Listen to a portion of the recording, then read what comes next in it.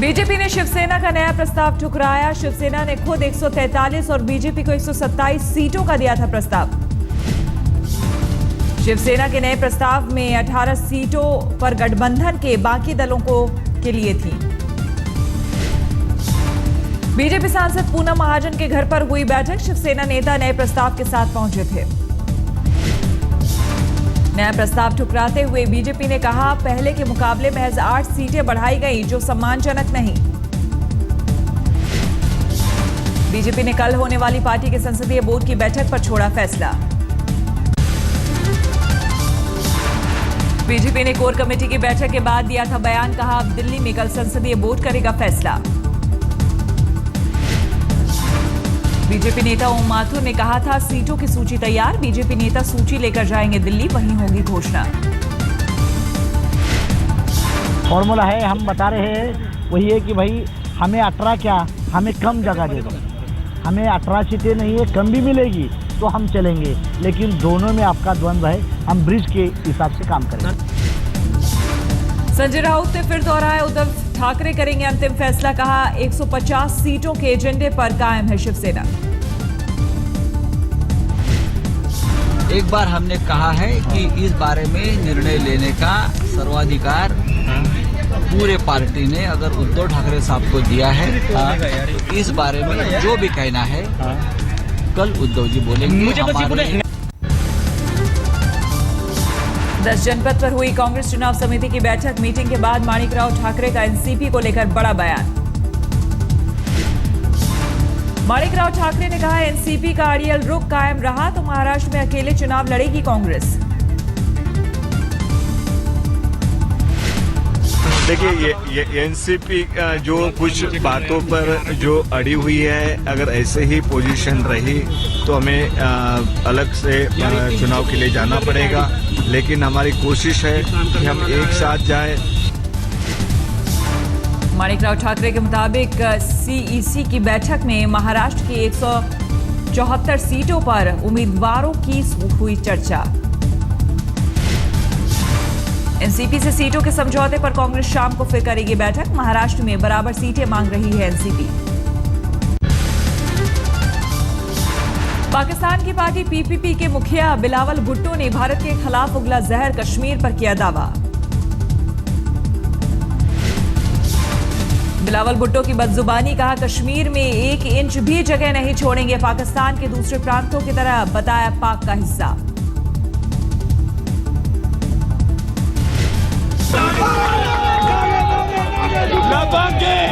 लबांगे कश्मीर, पूरा कश्मीर, पाकिस्तान का कश्मीर लबांगे। बिलावल के बयान पर बीजेपी नेता राम माधव का ट्वीट। लिखा, भारत में बच्चों के लिए बनते हैं अच्छे खिलौने। सुब्रमण्यम स्वामी ने कहा, बिलावल का बयान बचकाना। खुफिया रिपोर्ट के आधार पर आतंकी संगठनों के खिलाफ एफआईआर दर्ज करेगी एनआईए। खुफिया रिपोर्ट में अलकायदा की धमकियों को माना गया गंभीर। एलओसी पर भारी हथियारों के साथ मंडरा रहे हैं 200 से ज्यादा आतंकी। भारत में घुसपैठ की फिराक में है आतंकी। सेना के उच्च अधिकारियों के मुताबिक बाढ़ का फायदा उठाकर एलओसी पार करने की साजिश। सेना की मुस्तैदी से आतंकियों की कोशिश हुई नाकाम। जम्मू कश्मीर के तंगधार में सेना ने 4 आतंकियों को किया ढेर। आतंकियों की तलाश में ऑपरेशन जारी।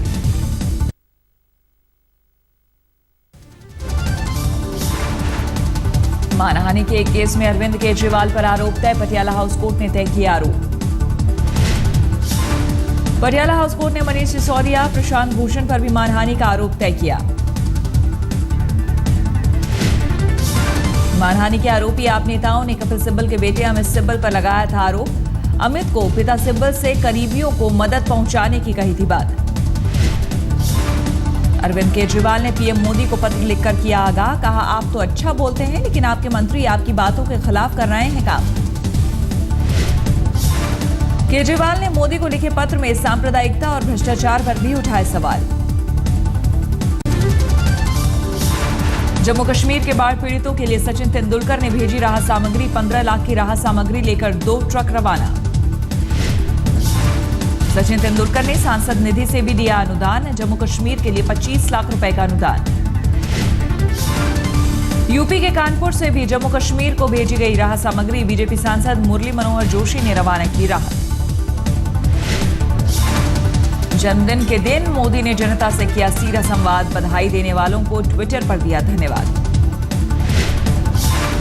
मोदी 17 सितंबर की रात 1 घंटे तक लोगों से ट्विटर पर करते रहे संवाद। रात 10:45 से 11:45 तक जारी रहा ट्वीट।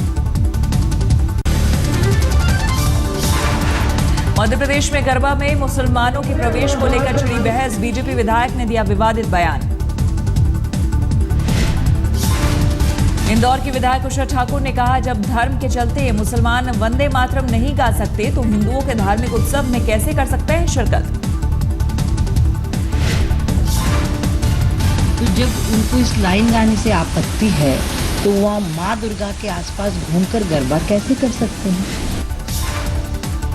उषा ठाकुर ने मुसलमानों को गरबा में सशर्त आने की दी छूट। कहा, अकेले नहीं, परिवार के महिला सदस्यों के साथ आए मुसलमान।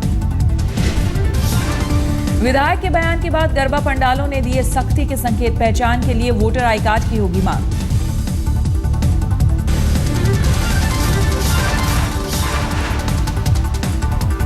इंदौर में एयर इंडिया की फ्लाइट में देरी होने पर करीब 150 मुसाफिरों का हंगामा। टायर खराब होने पर रनवे पर अटका था विमान। विमान न उड़ने से कई मुसाफिरों की कनेक्टिंग फ्लाइट छूटी। अधिकारियों ने आज शाम तक दूसरी फ्लाइट के इंतजाम का दिया आश्वासन। एयर इंडिया में सामने आई लापरवाही की एक बड़ी शिकायत। महिला अफसर की पार्टी के लिए 3 घंटे रुका रहा विमान। इंजीनियरिंग एसोसिएशन ने एयर इंडिया के सीएमडी को भेजी शिकायत। सबूत के तौर पर वीडियो भी भेजा। पिछले साल 17 दिसंबर को 3 घंटे रोकी गई लंदन जाने वाली फ्लाइट। बनाया खराब मौसम का बहाना।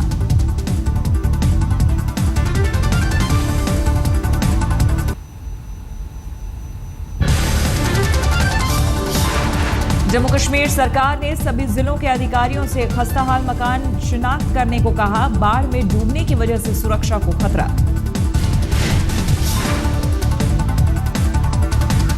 अगर क्रैक्स हो जाएंगे उनके लिए तो उनको मकानों में रहने नहीं देना चाहिए। लोगों को उनके लिए इंतजाम करना चाहिए कि पूरी बाज़ाब्ता से वे होने चाहिए।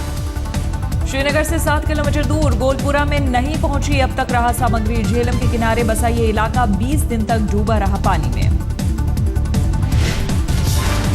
72 घंटे के अंदर सेना के बनाए पुल का मुख्यमंत्री उमर अब्दुल्ला ने दोदोरा में किया उद्घाटन। पुल के बनने से दक्षिण कश्मीर का हिस्सा पूरे राज्य से जुड़ा। बाढ़ राहत पर सियासत। आम आदमी पार्टी ने कहा, हर विधायक ने विधायक फंड से की थी 20 लाख राहत की पेशकश। उपराज्यपाल ने पेशकश ठुकराई।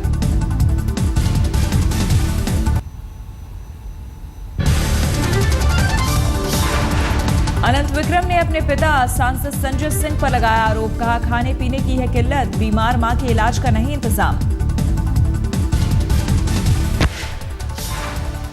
अमेठी के भूपति भवन में मां गरिमा सिंह के साथ रह रहे हैं अनंत विक्रम। कहा, उनके परिवार से किसी रिश्तेदार को नहीं मिलने दिया जा रहा।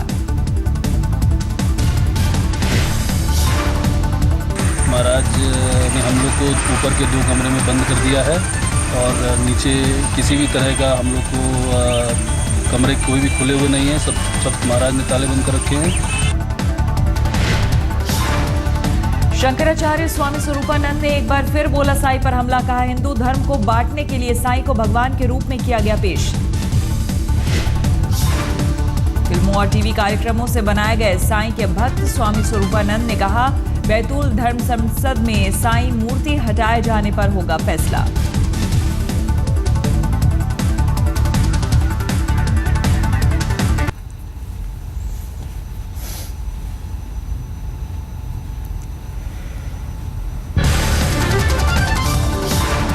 गाजियाबाद के शालीमार गार्डन इलाके में मेडिकल शॉप में लूटपाट। सीसीटीवी में कैद हुए 2 बदमाश।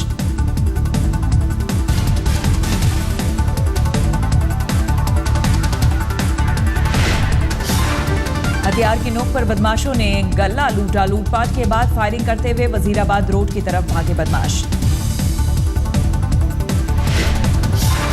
दिल्ली के बुराड़ी में व्यापारियों ने किया पुलिस के खिलाफ प्रदर्शन। लगातार चोरी की वारदात से परेशान है कारोबारी। बुराड़ी इलाके में एक महीने में चोरी की 15 से ज्यादा वारदात। इलाके में सीसीटीवी होने के बाद भी पुलिस की गिरफ्त से बाहर बदमाश।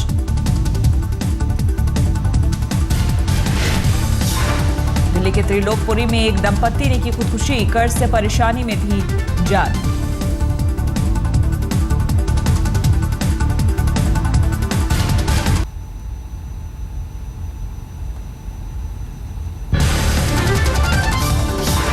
मुरादाबाद में अवैध वसूली को लेकर पुलिस ने की मारपीट। पिटाई से बेहोश हुआ एक युवक। आरोपों के मुताबिक खनन करने वालों से पुलिस मांगती है घूस। पैसा नहीं मिलने पर बेरहमी करती है पिटाई।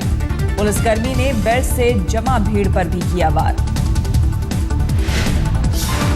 सचिन तेंदुलकर के बेटे अर्जुन तेंदुलकर ने जड़ा शतक। स्कूल टूर्नामेंट में खेली धुआंधार पारी।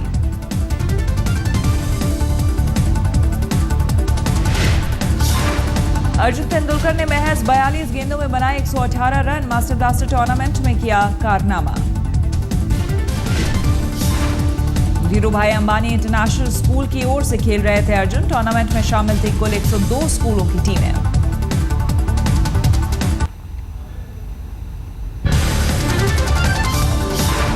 इंचियोन एशियाई खेल में लखनऊ के जीतू राय ने स्वर्ण पदक पर साधा निशाना। 50 मीटर एयर पिस्टल निशानेबाजी में जीता स्वर्ण पदक।